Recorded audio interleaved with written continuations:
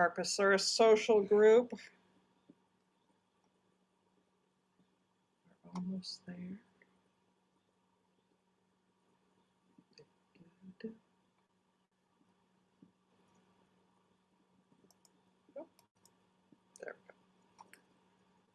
Welcome, welcome everyone. It is Tuesday, February 4th, 2025. And we are together again for another Improvising Harpist PlayShop. And so good to see so many faces here. Carolyn, who is with the Colorado Celtic Harp Society out in Denver. So before we get started, I want to put a plug in for their June retreat. So I think the last weekend in June. Well, you can talk about it at the end, Carolyn, and highly, highly recommend that you go. It's at the Franciscan Retreat Center in Colorado Springs. It's absolutely gorgeous. And there's wonderful food and good company, and they always have a wonderful presenter. Lisa Lynn came a couple years ago, and they've had wonderful presenters. And I've been involved in some of the planning in the past, and hope to be there this year. I'm still not sure about that, but I'm about 50% sure I'm going to come. I haven't decided for sure. There's some things up in the air for me, but there we go. So welcome Dennis, welcome Mary, welcome Liz, welcome Candace, welcome Diane, welcome Carolyn, welcome Katie, welcome Shari, welcome Rose. So glad you're all here tonight. Tonight we are talking about, let me adjust this just a little bit. We're talking about phrasing, which I have been kind of hinting at all along, but I ran across a post from another harpist, Josh Lane, and he said, oh, phrasing. And I'm like, oh, that's the word. That's the word I've been looking for that I want to talk about in improvisation. So if you've been following along for a while, you've seen some of the other recordings, or you've been here live, I've given you lots of different ideas, but we haven't really coalesced it into phrases. So that's what we're going to talk about tonight. So we're in the key of C.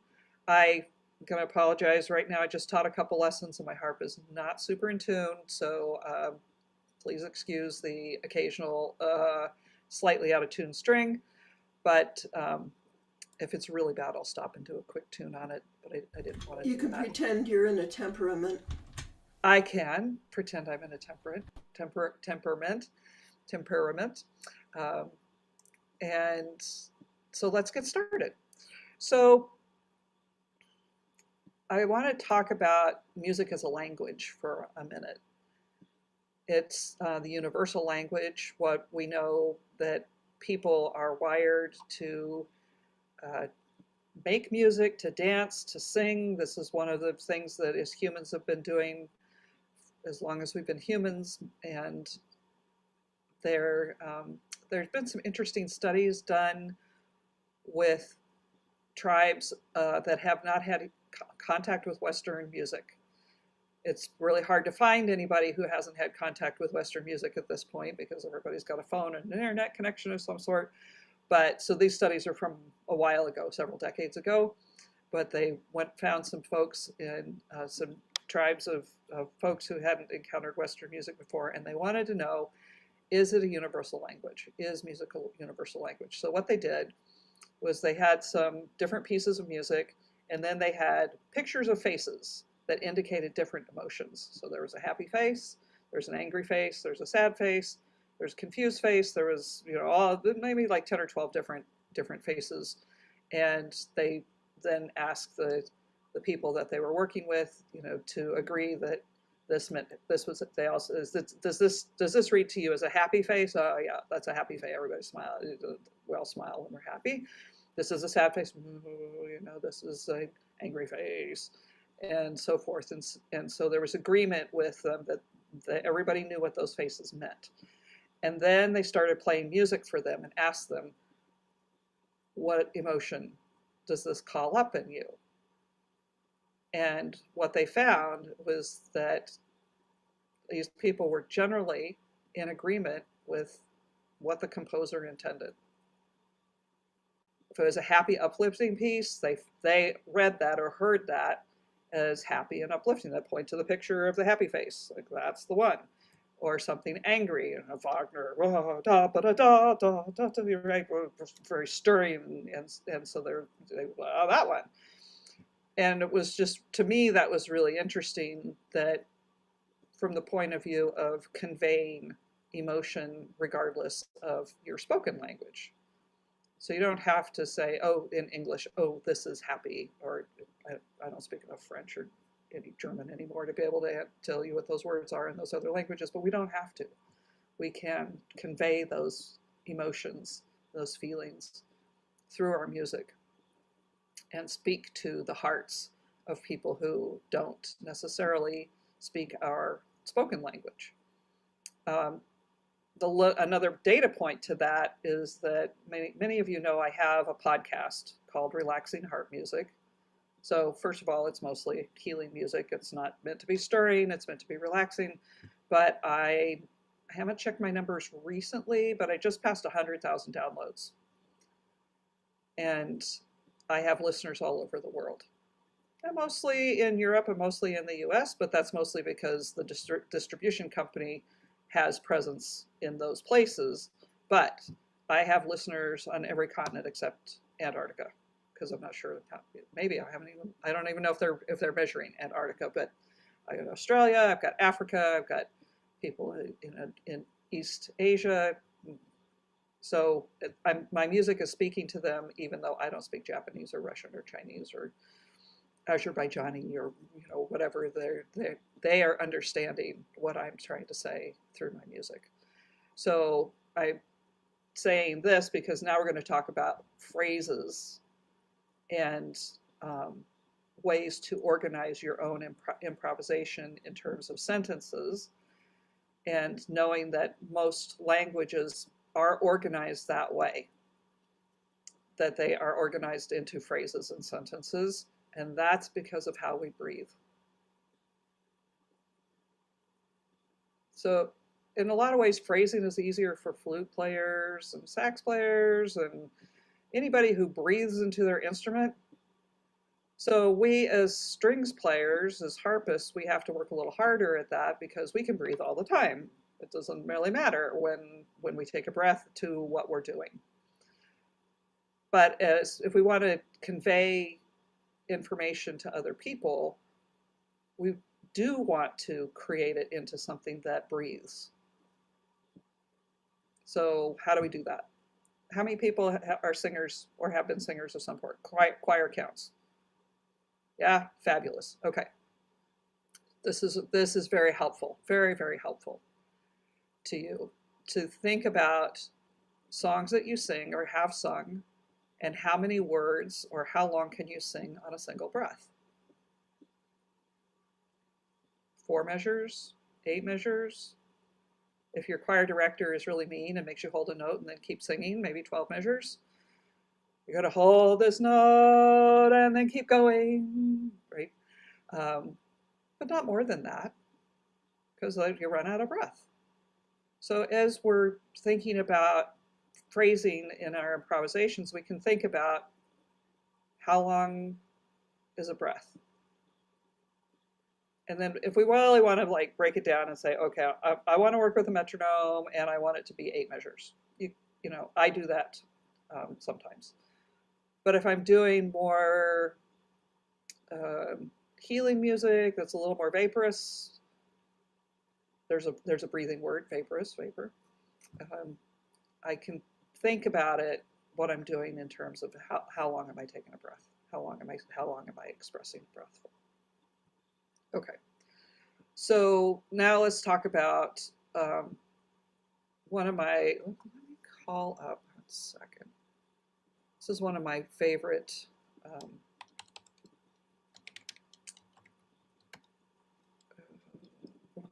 little tunes. And I'll share this. This is my own.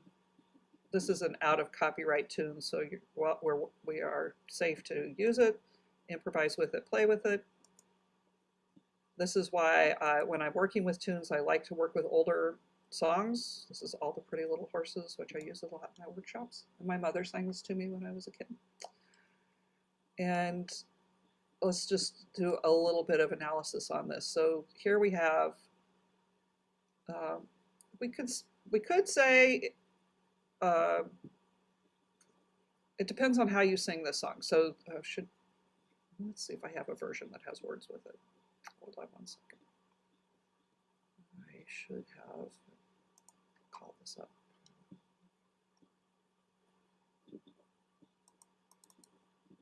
Let's see. I'm sorry, 1 second. I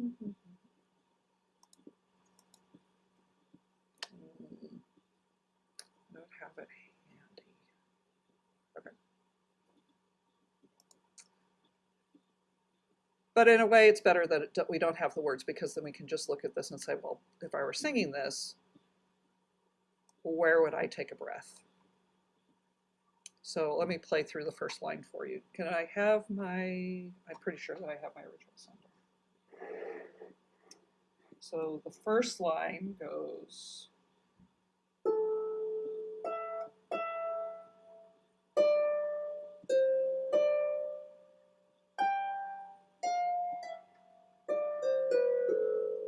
Where's that out? 2B. I'll fix that in a minute.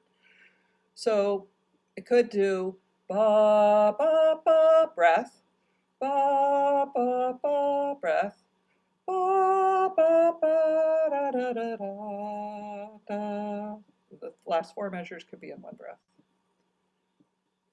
I could do the first 4 measures in one breath. Ba ba ba ba ba ba breath. Ba ba ba da da da da da breath. So a couple different ways you can go there.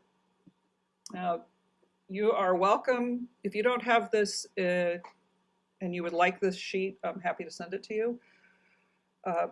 And we're not going to spend a whole lot of time working specifically with this tune tonight. But what I do want to talk about is, as you're thinking about your improvisations, you might think, oh, I'm going to do one phrase that's just 2 measures, another phrase that's 2 measures, or 2 parts. Let's call them parts. And then this one's a little bit longer because of the run here, okay? And it's 4 measures. Now, yeah, that's what I want to say about that. Now, in this song, and we can look at this whole thing, this whole line, as one phrase also. So it could, or maybe it's a sentence. It's probably better to say it's a sentence made up of 2 or 3 phrases. This is a whole sentence, the whole idea here. When we go to the next part, and this is something for you to think about too as you're doing your improvisations, this is exactly the same. Second line is exactly the same. The third line is different-ish. This part right here is different. But this part is the same. So up here, here, here, and here are all the same.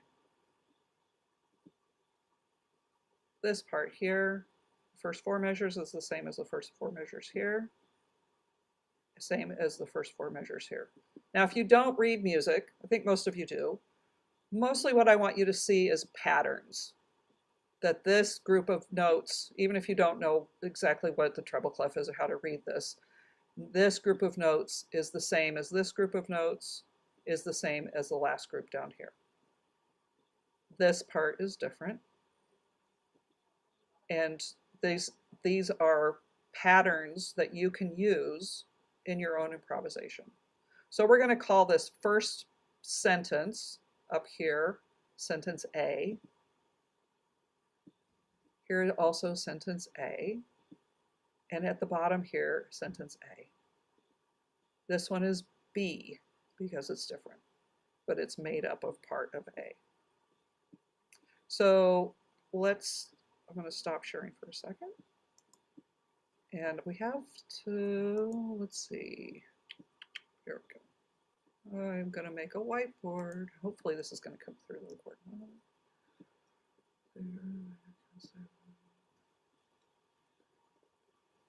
Okay. External meeting participants cannot access the whiteboard app because external. Okay, that's fine. That should be recording just fine. Cursors are hidden because there are 10 or more users. Okay, all right. So I'm going to move this just a little bit so I can see what I'm doing. All right. So we've got this A section. Call it a sentence, followed by another A sentence, followed by a B sentence, followed by an A sentence. So I'm giving this to you as a recipe, and this is probably going to end up in my book, the cookbook. I want to take this apart just a little bit and say that the A sentence is made up. Oh, let's see.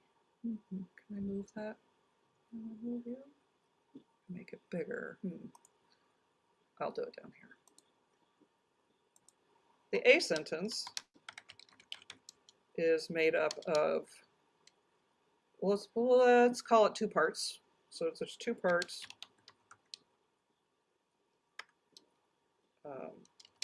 Part 1 and part 2. The B sentence is made up of two parts also. We're going to call it part 3 and part 2. Okay. All right. All of this will be in the recording, so you can write this down if you find it helpful to write this down, but it also will be available later. You can go back and watch the recording and get all of this. All right. So I wonder what share means. Share whiteboard. No, I'm not going to do that. All right. Okay. So I'm gonna stop sharing the whiteboard for a second. Just close the whiteboard. All right. And let me make myself big so everybody can see me. All right. So what I want to do with the rest of tonight is to help you guys write something like this or create something like this that's got an A, B, A flavor to it. We're going to be in the key of C, and we're going to do really simple, simple, simple. We're going to do C major. In the left hand, we're going to do whole note chords.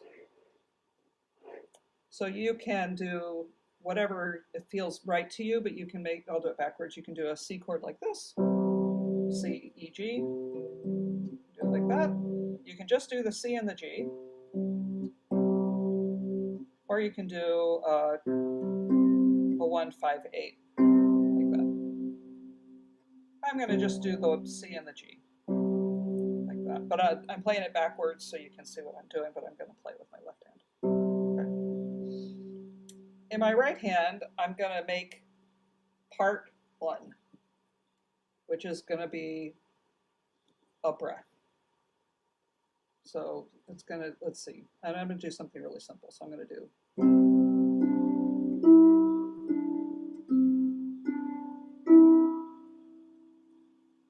That's part 1.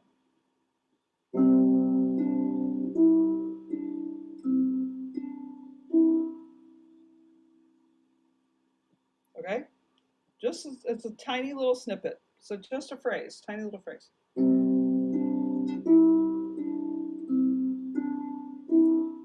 Now when I'm improvising like this, I'm also listening.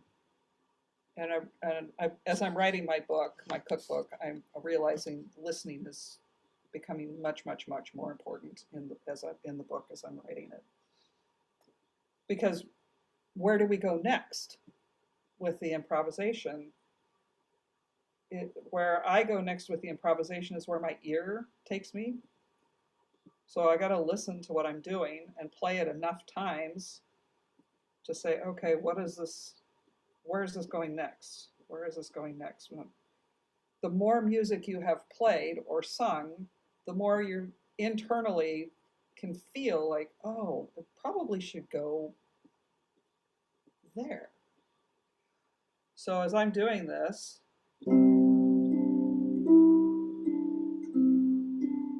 first of all, I have to tell you I've got Twinkle in my head for some reason tonight, but I'm not going to play it. But it is there. It's like, oh, no, I'm not going to play Twinkle.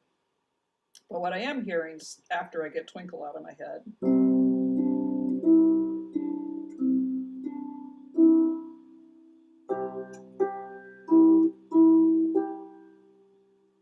that's what I'm hearing next. So this is part 2.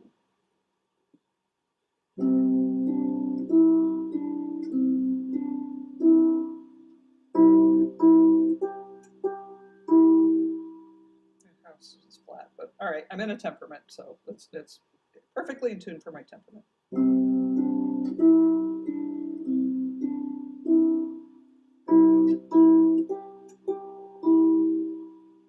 Okay, so I'm feeling okay about that, at least for now. I can always change it later, but I'm going to play, so I'm going to play it twice, because I'm playing the A section twice. And I'm playing part 1 and part 2 in order to it twice.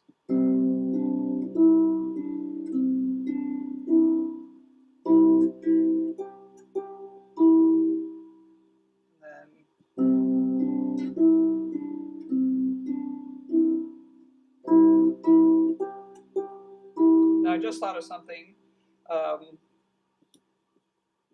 that could complicate things in a second, and I'll explain that when we get there. So now I got to come up with the B part, and remembering that this part is part 2. So I want to come up with something else that's a part 3. So I don't know yet. I'm going to try some different things. So sometimes your ear will lead you to like, oh, I want it to sound like this. And sometimes you just need to noodle around a bit till you find something that you like, which is what is happening to me now. So I might do an inversion.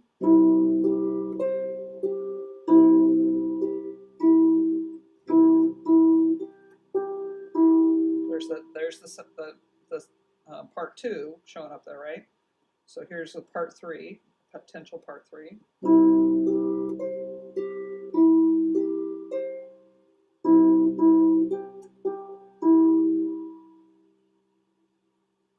I could do, let's see, so just try some other things. Feeling modal? Here we go.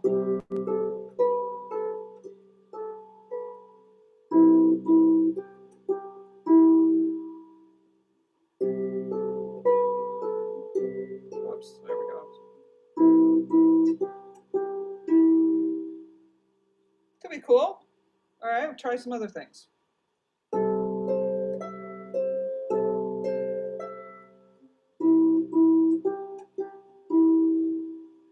Drifting farther and further away from like a basic C chord. I'm still using the C notes in the C scale, but I'm not sticking strictly to a C chord. So it's sounding a little, further, drifting further and further away.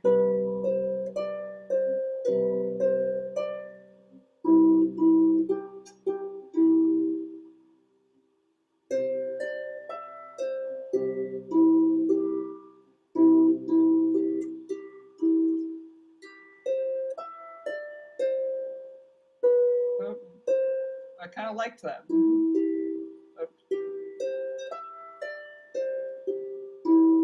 Oh, I kind of like that. There's a lot of movement happening there, where the rest of it isn't moving so much. This is a contrast to that. Oops.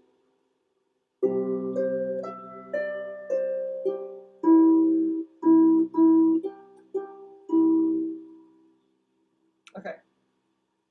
Here's the complication that I didn't expect to happen, but this is what happens sometimes when you're improvising, is you kind of back yourself into a corner that maybe is okay, but maybe you want to change it. So in All the Pretty Little Horses, the part 2 phrase, the last note of the part 2 phrase is the root tone of the song. It's in A minor. So it goes. The last note of the phrase is the A, it's in A minor. So if I were going to follow that pattern, and I would try to finish the phrase here, the part 2 phrase, on a C, which I didn't do. I finished it on an E. So I've kind of painted myself into a corner a little bit, but I might be okay with that. But if I'm going to try to fix it, we'll use that word very delicately, fix it, I might do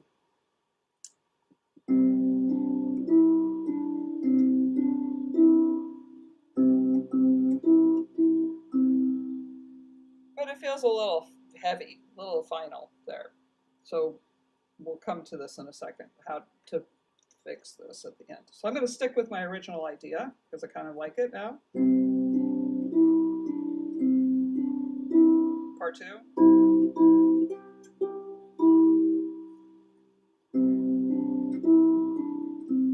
This is the second A section. Here's my B section. And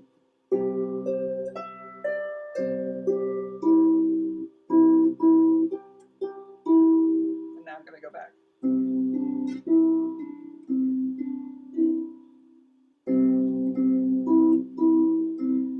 So I might actually create a part 4 that comes at the end that gives it a little more completion and ends up on the root note. Totally fine to do that. Totally fine to do that. So what I'm offering here is kind of square. You know, it's and very simple. But let's take this to a little bit looser, more open improvisation. Because like, okay, well, we're kind of still in the realm of written music, and my whole thing is like, get off the page.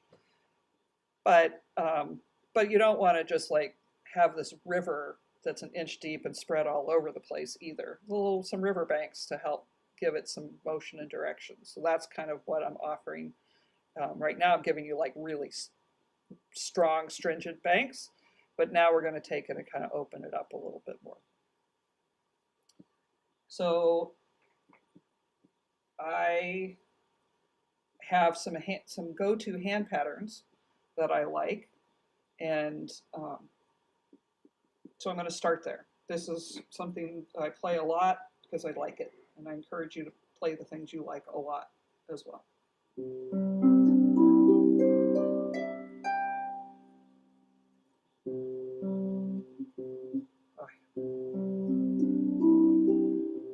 Okay, so what am I playing? I'm playing a C, G, C, D, E, G. So 1, 5, 8, 9, 10, 12. If you're following along.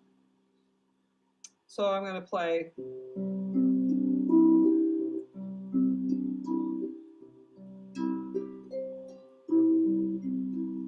I have to stop and tune this a second.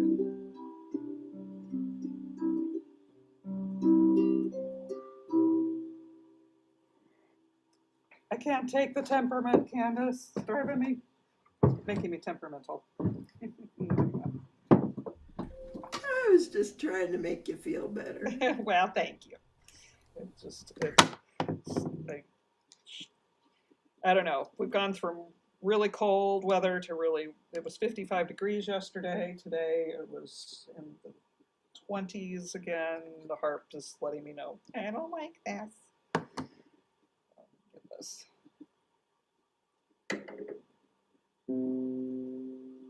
Let's get that.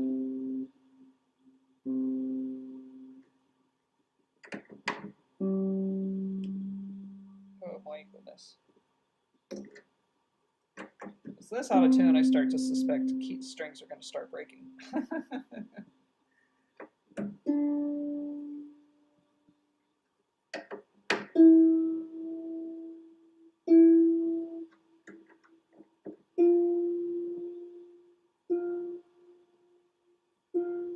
Right. Tune a few strings, see how it goes. If I need to do more, I will. Okay.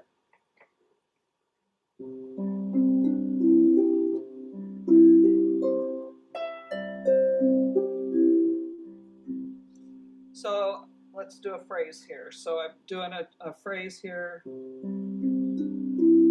This is a first phrase. So 1, 5, 8, 9, 10, 12. One of my favorite sounds, so I do this a lot in my music. Do it twice. Now, so that's my part 1. Just that. And I like to work in 3 and 6/8, so this is a 3, 1 and 2 and 3 and 1 and 2 and 3 and now I'm going to do a part 2 with this, and I'm going to do, let's see, what am I going to do? What am I going to do?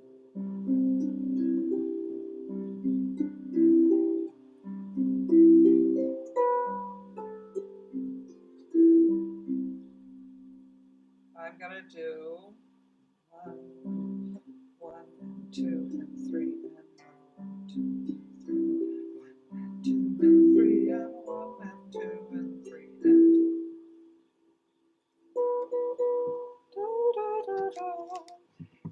So I'll show you in just a second what I'm doing. It's another one of my favorite techniques for making things sound fancier than they really are.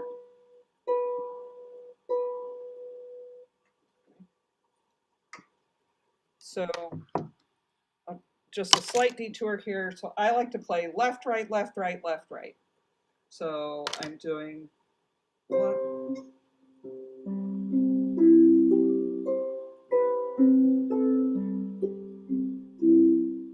So I'm doing, this is left hand first, then left, left, right. So left, right, left, right, left, right.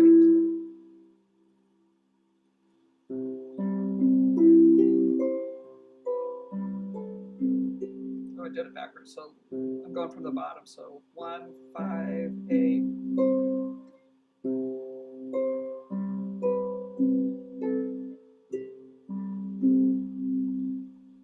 Okay, so how do you practice? So I'll take a detour away from the improv, the phrasing for just a second about how to practice that. If you haven't done that before, let's make it like a very simple thing. Put both hands on the C chord. So you're doing C, E, G, C, E, G. So lots and lots and lots of exercises out there do arpeggios going up and up, down. And what I'm going to have you do is do left. So you're doing 3, 3, 2, 2, 1, 1. C, C, C, C, E, E, G, E.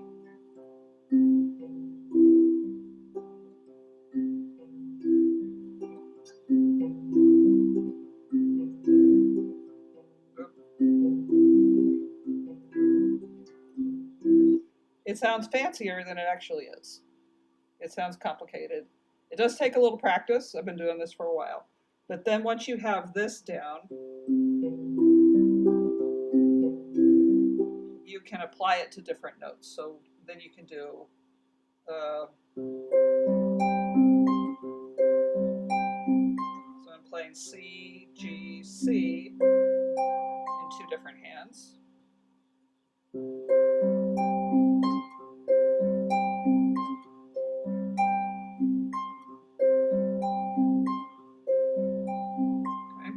And then you can use that same left, right, left, right, left, right with different notes in both hands.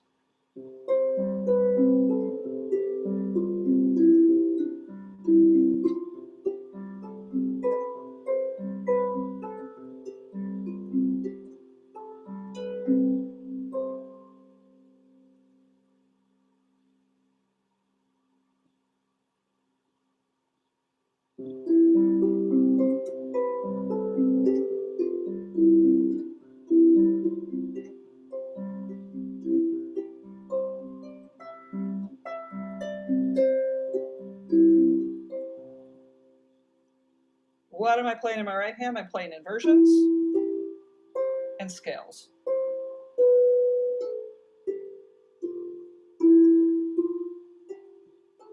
And those are really your only 2 choices. You're either playing skips or steps, scales or hopping around. Those, you're either playing notes that are next to each other or notes that are not next to each other.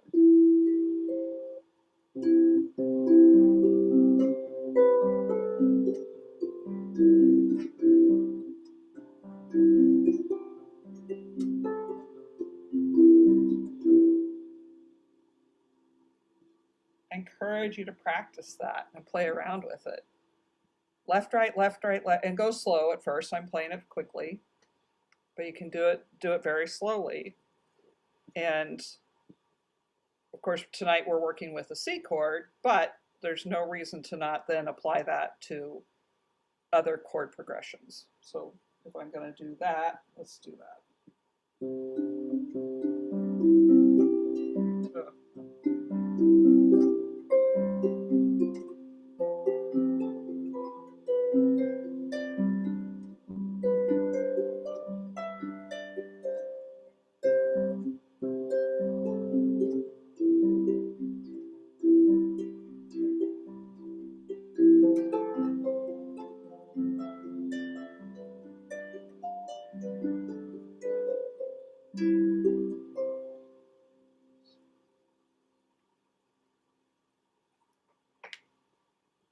Okay, now back to what we were doing a second ago. So now we've got what's going on here in my first phrase.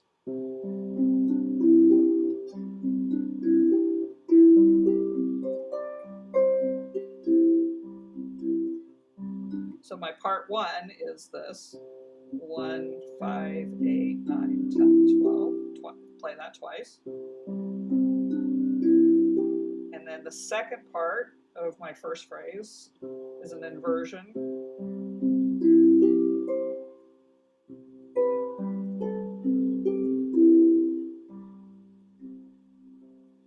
And then I've got that left, right thing going on. Oh, no. Let's do what I first did.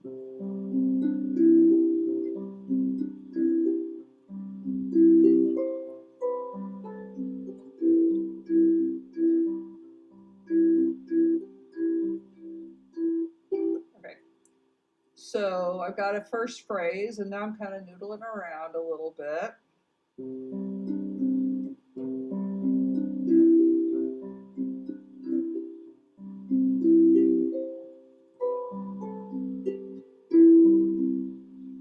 Okay, so my part 2, this is important, I need to remember this. Oops. So I'm doing a rundown. I'm doing C, B, A, G, E. This is my part 2. So I got to remember that's what I'm doing here.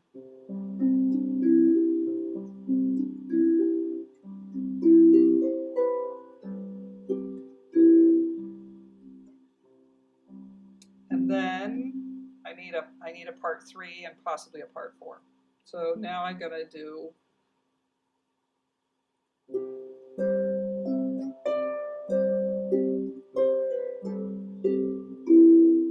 that's not quite right.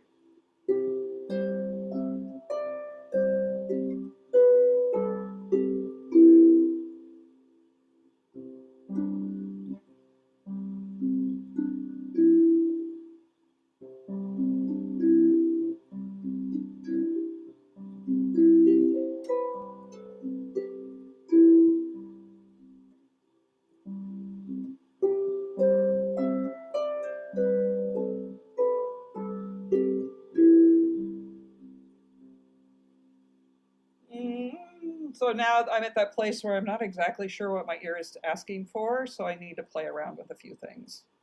But I'm sticking with my solid left hand, and I will give all credit to Christina Turin, who says solid left hand, right hand noodles around. That's how I learned to improvise, and that's a lot of how I play. So it's keeping the left hand consistent, at least for now. And you can start to complicate, with the left hand later. But for now, we're going to stick with something very simple and let the right hand do the work of being the melody and being the movement. I'll also say that it's best, small b best, that if the left hand is steady, the right hand can be more ornamentated. I'm not sure that's a word. If the right hand is doing simpler things, the left hand can be more busy. But if having both hands being busy can sometimes, especially when you're doing relaxing music, which is what I do, healing music mostly when I do, it can be too much because the strings are now all ringing. And because then you're starting to think about, oh, do I need to dampen strings? Fair. And you can definitely introduce string dampening into what you're playing. But just be aware that unlike a piano, or you press a key on the piano, you let your finger off, the sound stops. On the harp, it doesn't. It keeps going, going, going, going, going. So the more you play notey, notey, notey, notey, it can start to sound kind of mushy. Okay, so here we go. Here's my first phrase.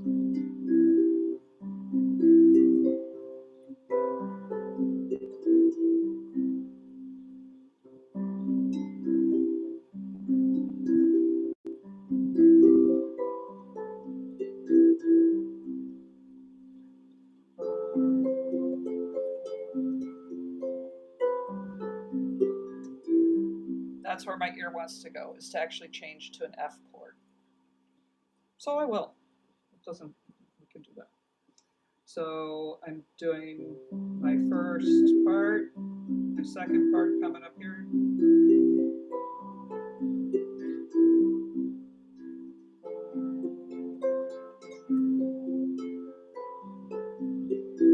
There's that second part coming back in. So I've got the my part 3.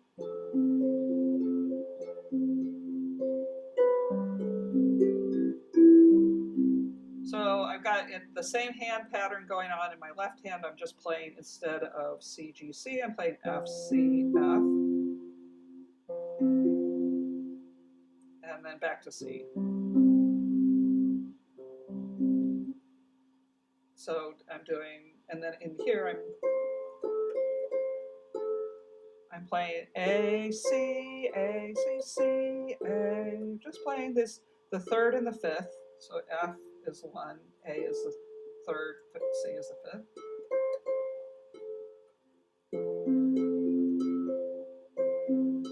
And then I'm returning back to my part 2. I love that major 7, that B there.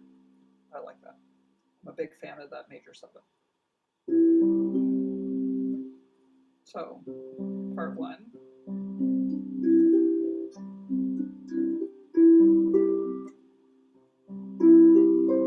Oh, wait, that's not exactly what I did. I don't remember what I did. This is why you record yourself. I don't remember exactly what I did.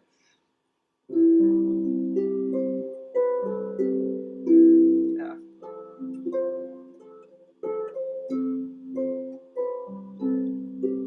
That's it. And I might go back.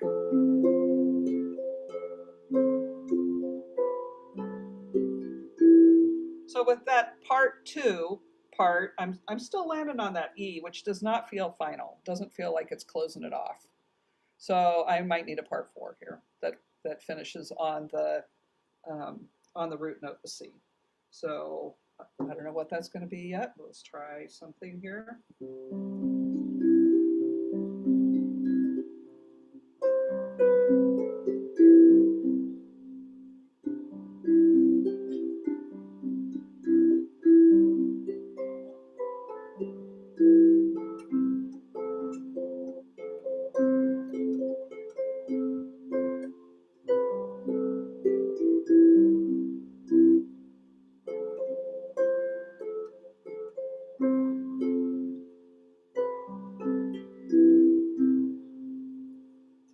Yeah. So I'm ending up, instead of with the 2 E's here, I'm going to just do and end up on the C here to close it off. You do not have to do this, but if you're feeling like it's incomplete, head back for the root note, and at the end of the final A section, or part 4. So all together.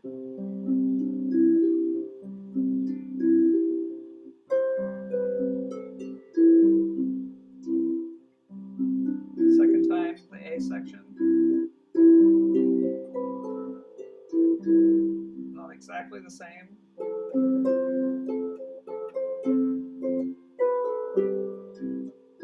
I'm going to repeat that just because I think it's cool.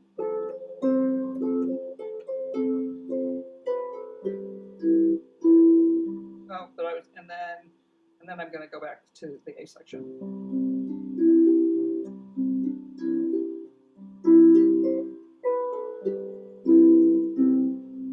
To finish it off.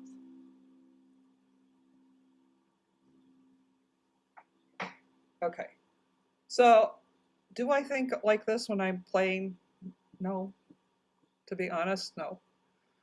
It comes to me much more by feel, but it's from having played and sung lots of music over the years to have a feel for um, what is happening, you know, how things move from here to there. You see there are chats and comments, so let me go take a look at those. Oh, nice. Oh, thank you, Mary. Oh, okay, great. All right, thanks for putting those comments in there. If you can see the chat, Mary's been taking notes on what I've been doing here, so thank you very much. Mary, appreciate that. So when I am working, when I'm doing like recording a relaxing harp music, I tend to have a chord progression written out and set on my music stand in front of me, because I can get lost in my music and then I'm like, where should I go next? You can always come back to something that's written, because sometimes the music takes me away, like literally somewhere else. And then I'm coming back and I'm like, oh, wait, I'm recording. I should be paying attention to what I'm doing a little bit more. So I find it very helpful to have something to return back to so that I don't get lost. But I also do allow myself to drift away, to go elsewhere. And so what I'm giving you is like a very compact version of this, but I will do this over and over and over again over 20 minutes. And so I may use this AABA thing, but change what the AABA is throughout the time that I'm playing. I don't just stick to this one thing and then try to come up with something new. I allow it to evolve as I'm going, but I do try to come back to a theme. I think it's really helpful. So this is something I learned from Deborah Henson Cohen. Thank you, Deborah. She talked about improvisation as being at home, going away from home, and returning back to home. So if you go away from home and you never come back, you're just lost, or you're exploring, or you're wandering, or whatever. But if you're playing with the intention of entertaining, or playing background music, or you're just filling the space with something meaningful, and people are listening, you want to bring them back to someplace. So let's take a look again at the last few minutes we have here. Let's take a look at the All Pretty Horses again. I do whole workshops on this song, and I may go like very quickly through this, and if you guys want me to, I'll do a whole evening on All the Pretty Little Horses. But I'm going to use the chords here just in the first section. It's A, D minor, E minor, A minor, to do a little improv and show you what I mean about going away and coming back. And I'm going to use a little bit of a melody. So I'm going to play. Somebody's got a microphone on. You can check that and see. Might be her new arrival.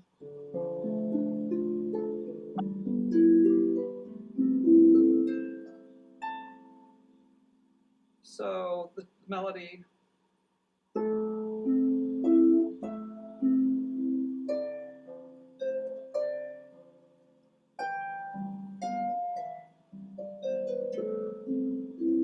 So that's the main melody.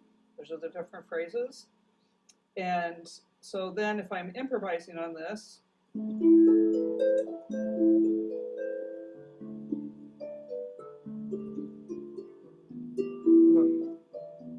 stinky cheese tuning. But okay, so here one of the things I'm doing is this hand position I showed you earlier, which is 1, 5, 8, 9, 10, 12 on an A minor chord. Let me close this out so you can see what I'm doing a little bit better. So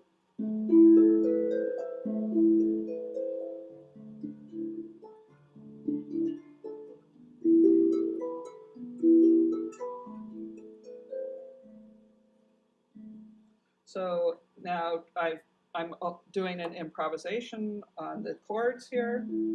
If somebody didn't know this song or it came in after I played the melody, they wouldn't know what I was playing. They just hear me playing something, you know, they wouldn't know that it was the melody, but somebody heard this at the beginning. They're like, okay, you've wandered away from the original melody. There's the left and right thing I did it.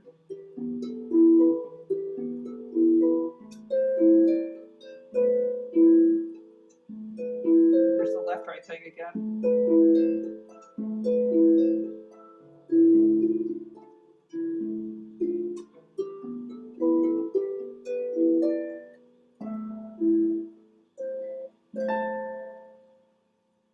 I could leave it there, but it hasn't come home. It hasn't come back to.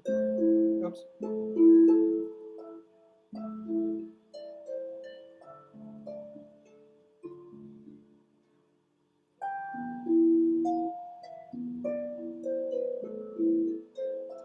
And I'm not playing it exactly as written, but it's close enough that somebody listening to it can say, "Oh, she's coming back to the main theme." The main theme. If I think about when I used to teach writing, we talked about themes. So here we are at a theme. So if we go back to this, or this one.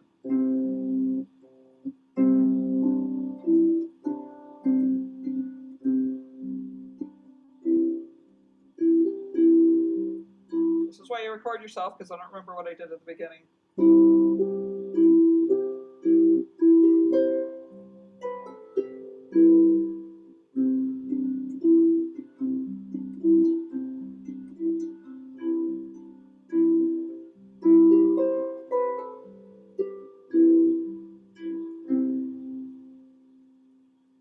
It's close to what I played back at the beginning, and if I were really wanting to develop this improvisation into something that was a little more cohesive, I'd be recording myself and going back and listening. Oh, right, that's what I did at the beginning. Oh, yeah, that's what I did at the beginning. And, but also, last week, the week before, we talked about the joy of just playing. I'm giving you a lot more structure tonight than I normally do, but sometimes this is really helpful. Dr. Candace, what is your question? Gee, am I on? Yes. This is kind of a piano-y question in a way, but when we were changing chords, like from C to then an F, and that's easy enough, especially if we're doing like 1, 5, 1. But if we're doing a close chord, I tend to want to do the next thing also close so that I don't get confused where my hand is. So what do you do? I mean, maybe there's no good answer to this, but you know, do you keep your C and then that's F, and then your E, or you know, G, or what, D? Do you keep them close? What's your habit? You certainly can. My habit. Well, I do both, but it depends on how I'm feeling that particular day. I sometimes feel like what I'm doing needs a root note that is the root note. So if I feel like I really need a C on the bottom to really emphasize the C-ness of what I'm doing, then yeah, I'm going to do that. And then I'm going to hop to an F because I want the F on the bottom to be really emphasizing the F-ness. When you're playing with other people, especially if you're playing with a bass player, you don't have to do that because they'll do it for you. And you're free to do inversions in your left hand. But that also brings us to Dave Brubeck, who talked a lot about rootless chords, and what he was really talking about was inversions. So you can, and a lot of piano exercises will have you play the C chord in a root position, play the F chord in an inverted position, play the G in the inverted position, and back to the C. So you definitely can do that, and sometimes it's what you want. This is like I don't even know what, I'd have to sit down and figure out what chord I'm playing here. Maybe an E minor 7 chord with a D on the bottom.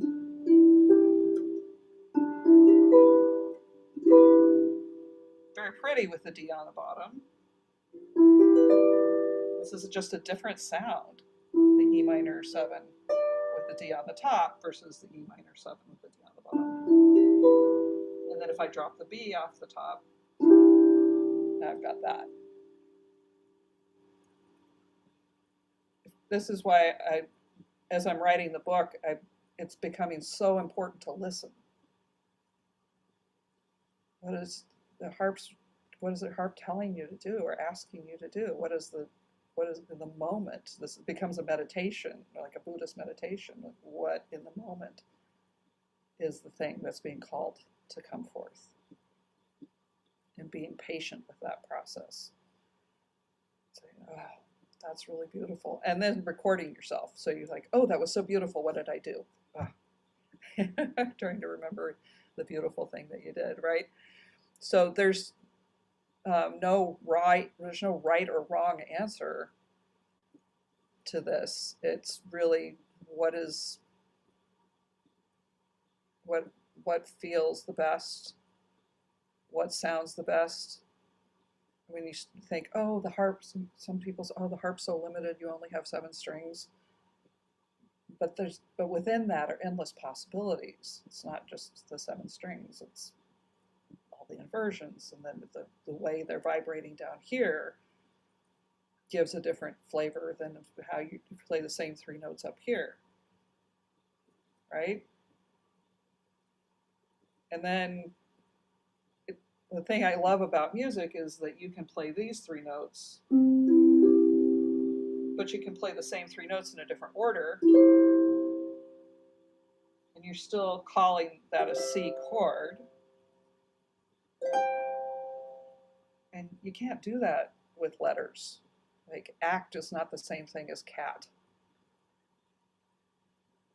To cat is not the same thing as cat. But in music we can do that. And then if you're playing like what you're talking about here, a C chord and then an F chord, you can play the F chord there, you can play it here, or you could start your C chord with an E on the bottom and then play your F chord and play different. It evokes different things. So back to the very beginning of what I was saying, it evokes different emotions. It evokes different feel.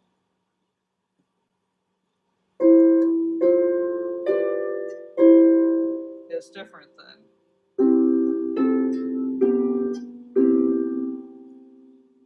they're the same chords in different inversions. And the nice thing about what we're playing around with, is that you're not moving your hand very much.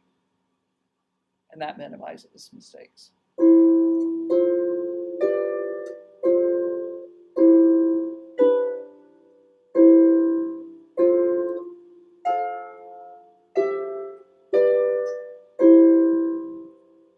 There's just about every church hymn you've ever had.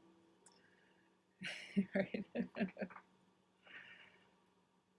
So if you have organist friends or accompanists who play in churches, they can talk about how they use the different inversions to evoke different feelings in the hymns, and how they and choirs too, having different SATB, soprano, alto, tenor, bass, singing different inversions as the melody moves around. Does that answer your question? Kind of went on.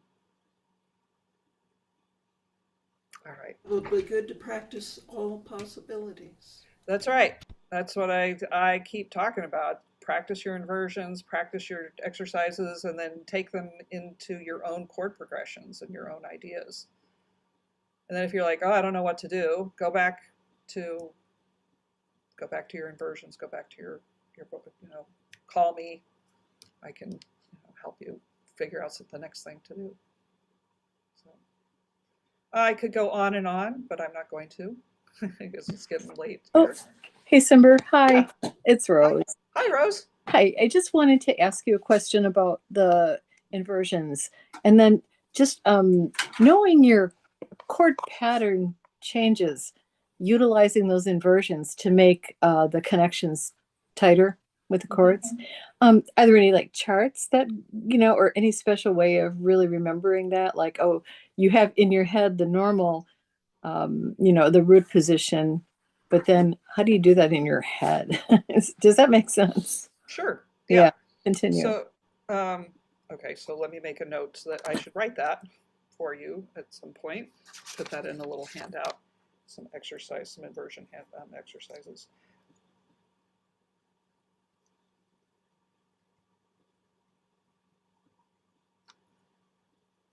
So, but here's the quick and dirty answer to that question. Start with your root chord, and let's work in the key of C. And then we're going to use the 3 major chords. So C, F, and G in the key of C. For now, just start there. So then you ask yourself, I'm going to go to the F chord next. What is the next nearest inversion to a root chord? That's an F chord. So we've got C, E, G. We know the notes of the F chord are F, A, and C, but I want to move the inversion around so that it's closer. So there's a C in the F chord, so I'm going to keep that. I'm going to move my index finger to an F. It's close to the E. It's 1 string away from the E. And I move my thumb to the A because it's 1 string away from the G. So I'm only moving 2 fingers. I'm moving the index finger and the thumb, and my middle finger is staying.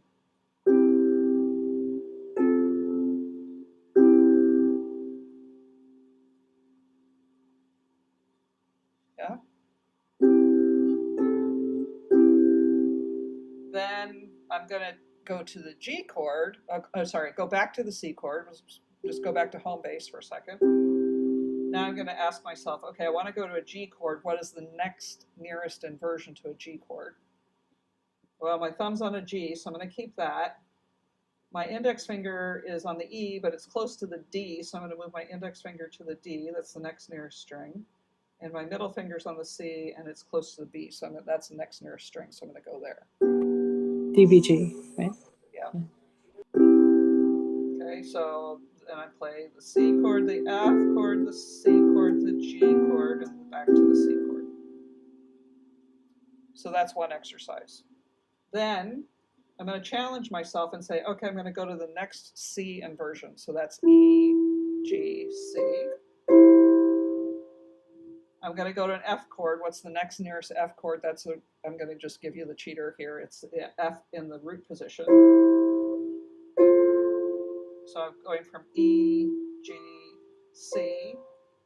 My thumb stays on the C, F, and I'm going to move my other 2 fingers to F and A.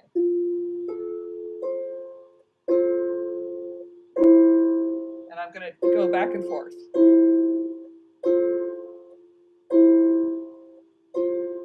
One of my teachers said, how many times do you need to do something to get it into muscle memory? 500.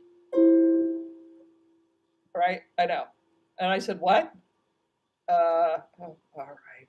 she's right. Yeah. Okay. But not all in one sitting. Okay, so then I'm back to the C chord in the inverted position, E, G, C, and I'm going to go to a G chord. And now I got to stop and think first, because this actually is one I don't do that often, so now I got to stop and think for a second. Okay, so my index finger's on the G, so I'm going to keep it there. My thumb is on the C, I'm going to move it to the B, that's the next string over. And my middle finger's on the E, but I'm going to move it to the D, because that's the next string over. That's the nearest G inversion. I like that. It's a pretty inversion. And then back to C. And I'm just going to literally go back and forth from here to here 500 times. Not in one sitting, but over time, because then it becomes natural in your pantry of your kitchen, of your improv kitchen. So that goes for whatever chord you decide to use in your progression. Yep. That's so cool. So simple, and yet why didn't I think of that? Thank you. Oh, and then you do the third inversion.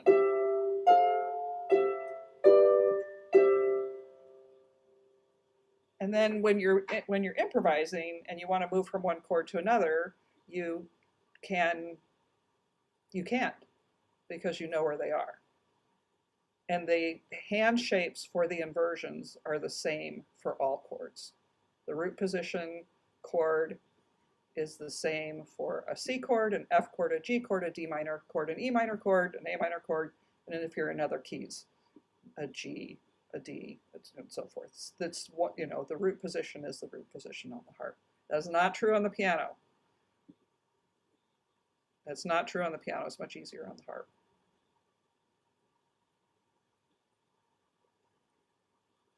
So this is why I talk about. Also, on a smaller harp like mine, I think most of you play a bigger harp, but sometimes you just need to figure out how to stay in the range of the harp with whatever melody or something that you're playing. So you may need to shift things around so you don't fall off the end.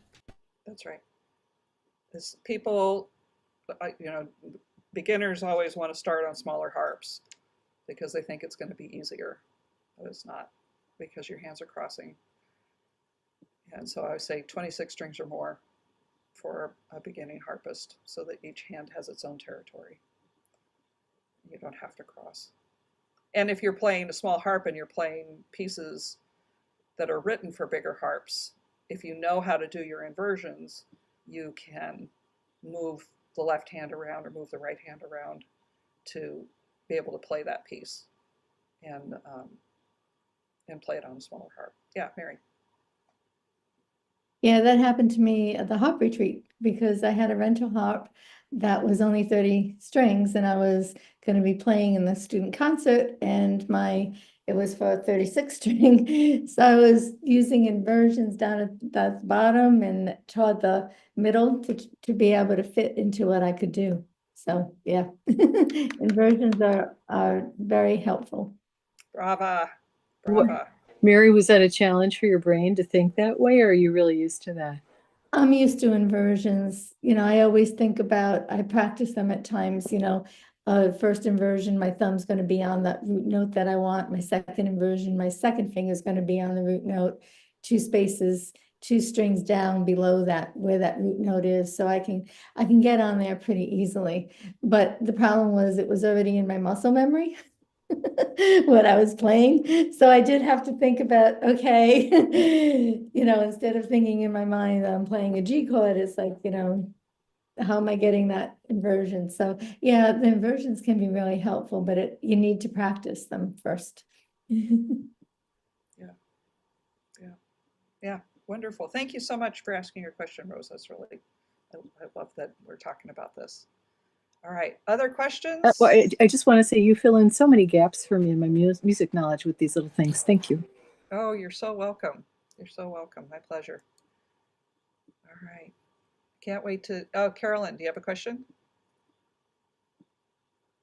Yeah, if you were improvising all the pretty little horses for a podcast, say, how long would you stay with that improvisation before you switched to some other piece that you would improvise? Or would you just improvise from nothing? Until I get tired of it. Do you, do you It make depends up- on what I'm doing. Like you're got an echo. I'm going to mute you for a second. So when I'm doing my relaxing harp music, those tend to be about 15 to 20 minutes in length.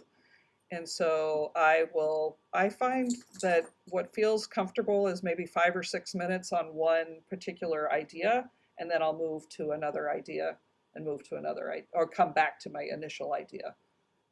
Sometimes I do kind of three things, and sometimes I'll do two things where there's one idea that's 5 or 6 minutes, a second idea that's 5 or 6 minutes, and then go back and revisit the first idea for 5 or 6 minutes. So Do you ever improvise out of the air, or do you always start with something that people may know? Oh, I frequently start with something that nobody knows, because a lot of times I sit down and I don't know what I'm going to be doing until I sit down to play.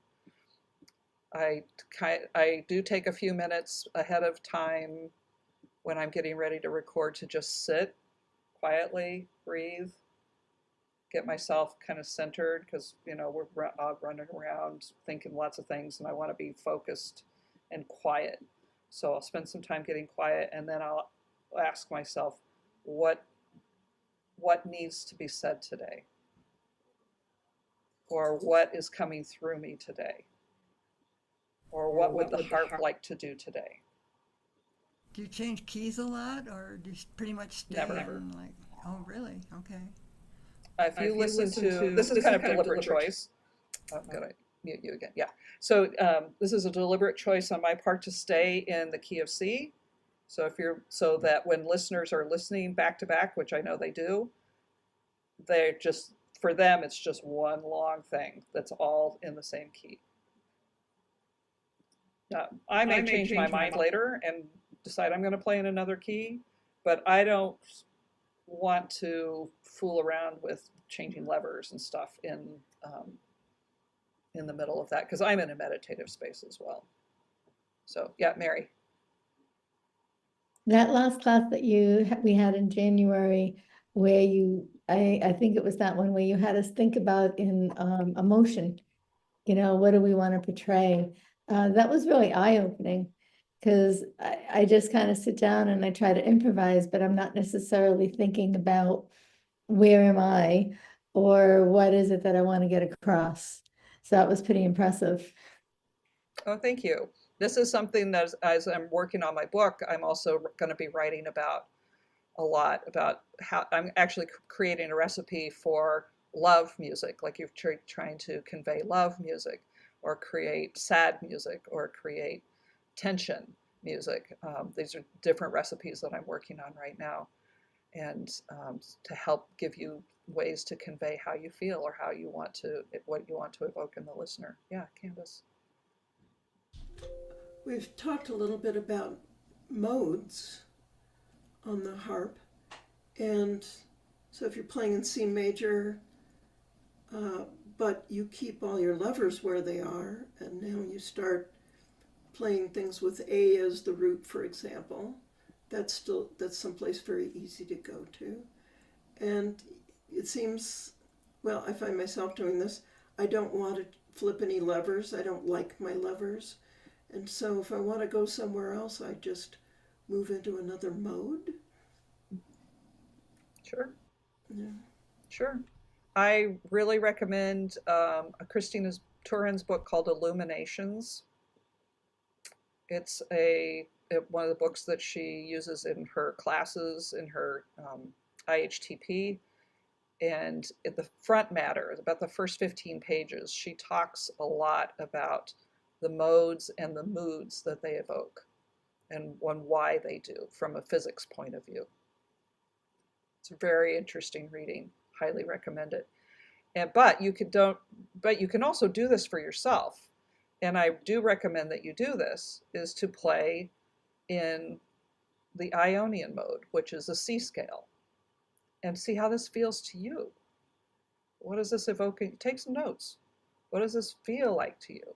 And then play in the Dorian mode, which is the D minor scale, but with all the levers down, in key of C, but starting and ending on a D. and play some. You guys, know enough to do some kind of improv in that. How does that feel? You don't have to go to Christina and ask, well, what does she think it feels like? You can feel it for yourself, and you should, because you're the player. Ultimately, you need to know how it feels to you so that you have command over that, and you can call it up when you need it. And there's only 7. It's not like an infinite number of modes. At least on the harp, there's lots of piano and quarter tones in the other parts of the world and whatever. But for us, on the harp, it's just 7. Spend some time with that. It'll take you a week. Do 1 a day. And then you have it. You have it in your back pocket, and you can pull on it anytime you want. Yeah. The A minor feels sad. D minor feels sad. The B diminished is just so out there. It's Martian almost. But it's super useful for creating tension. If you're trying to evoke some kind of tension, that's there. So I will, I know we've gone on and on. I hope that's okay. When I did my very first CD called Seasons of the Soul, it's on Spotify. You can hear it on Spotify. I did it as a reflection of the 5 seasons of traditional Chinese medicine. So I got lots of different research material on traditional Chinese medicine, which I was using at the time because I was healing myself from some illnesses. And I wanted to turn that into music. And so I sat down and did just what I recommended you do, is to play through the modes a lot to figure out how they felt. And then the next step for me was to map it onto the seasons as traditional Chinese medicine describes them. And what was so interesting to me was autumn. That was the hardest one for me to wrap my head around musically, mainly because of personal issues, not really issues. My birthday is in October, so I want it to be joyful because it's my birthday. And I also happen to like school, so getting back to school was always like a joyful kind of start of the year. But traditional Chinese medicine views autumn as a time of death and contraction. And we think about leaves contracting and falling off the trees, the weather's cooling down, the sap is coming down out of the trees. This is how they talk about it in Chinese medicine. So I had to stop my own ego from going, but it's my birthday, and say, what is it actually happening here? And how do I turn that into music? And that's where the B diminished, the Locrian mode, became very helpful, because it is this contracting, pulling in kind of feeling. That is my interpretation of it. That's the way I felt about it. But it took me a while. It took me probably a month of playing. I tried to make October sound like my birthday for weeks, and it just was not. It was doing this. It was not working out, and I finally had to let go and say, okay, what is really happening out in nature, which is what traditional Chinese medicine looks at. What is happening in nature? I can have a birthday in the fall, it's fine. But I needed to feel that autumnness, the crunching of the leaves, the wind blowing things in little circles down the street, so all that. You need to move someplace in the southern hemisphere. They have autumn in the southern suburb. Well, right, yeah, I need to move to, yeah, exactly. So I have my birthday in the spring. Yay! October is springtime in Australia. I should move there. So, but how I got there was by playing through the modes. I hadn't really connected the inversions yet to all of that. If I were to re-record this, I would be using inversions a lot more. But I recorded this in 2011, so it's been, 14 years. So if you listen to it, you're listening to me 14 years ago, and it's evolved a lot since then. I still play it at this Seasons of the Soul as a concert. It's the primary thing I play when I do sound baths. So I'm still using the chord progressions that I created, but my interpretation of those chords, my expression of those chords is not very different because of the techniques that I've learned over the years. So, yeah. Cool. Other thoughts or questions? Thanks for hanging in with me for an hour and a half. I really appreciate you being here tonight. Woohoo! Oh, it's so worth it. Thank you. Oh, you're so welcome. I love that you're here and I love your questions. It's helping me work on my book. And I think that, let me see, let me look at my schedule really quick and see when is our next one. February 18th. We'll be doing another practice and share session. So we'll be doing a lot of experimenting with this and play along. And then I'll have you guys think about being brave and sharing some things that you've been experimenting with. And yeah, I know you're all playing. I know you're all working on things. And ultimately, sharing it with others, I think, is a real gift. It's a gift to all of us to be able to hear your ideas. This gives me a much more greater focus for my practices. And as I play at the hospital, it just makes me more comfortable understanding improv. It's really good. Oh, thank you. Yeah. Yeah, thanks very much. I appreciate that. All right, I'm going to say goodnight for tonight. But if you have questions, feel free to reach out to me in between, and look forward to seeing you at the next one.